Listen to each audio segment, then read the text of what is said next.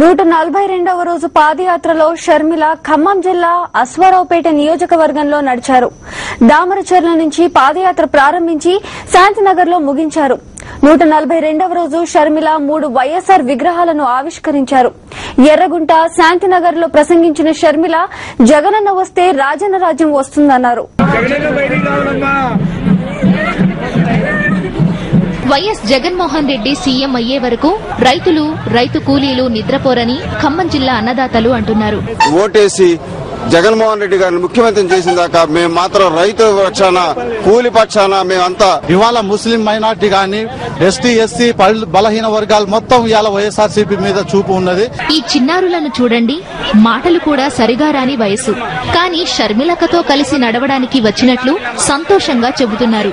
నేను షర్మిలక్కతో పాదయాత్ర చేయడానికి వచ్చాను. దేశ చరిత్రలో ఏ మహిళ చేయని విధంగా షర్మిలక్క చేస్తా ఉన్నారు.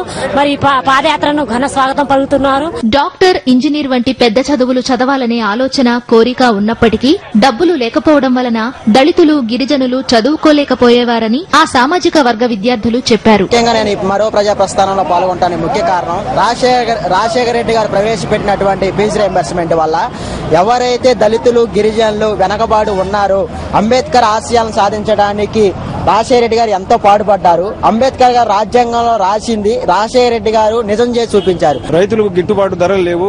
ఇథనాల్ విషయానికి వస్తే ఇథనాలు దారుణంగా రేట్లు పెంచేశారు. వాటిని పట్టించుకునే పాపాన బోరు ప్రభుత్వం వాళ్ళు.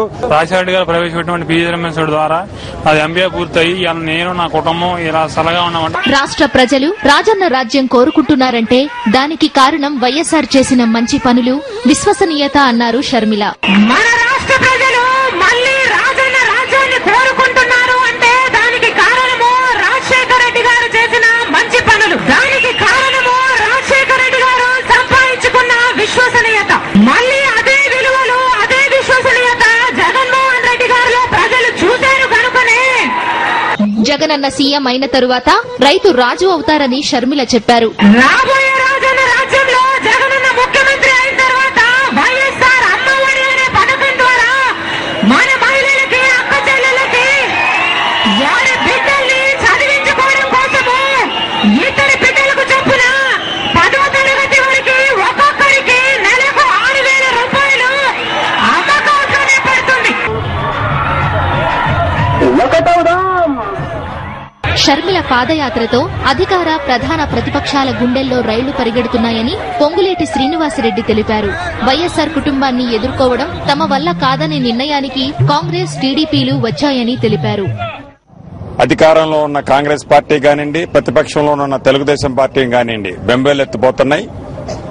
దీన్ని ఫేస్ చేయడం మన వల్ల కాదు అంటూ వాళ్ళ ఆలోచనలో వాళ్ళు పడ్డారు. తప్పనిసరిగా ఈ స్పందన గాని, జనంలో ఉన్న ఈ ఆదరణ, అభిమానం చూస్తుంటే ఎప్పుడు ఎన్నికలు పెట్టినా కూడా రాజన్న రాజ్యం రావడం తథ్యం, జగనన్న ముఖ్యమంత్రి కావడం తథ్యం అంటూ స్పష్టంగా కనిపిస్తుంది.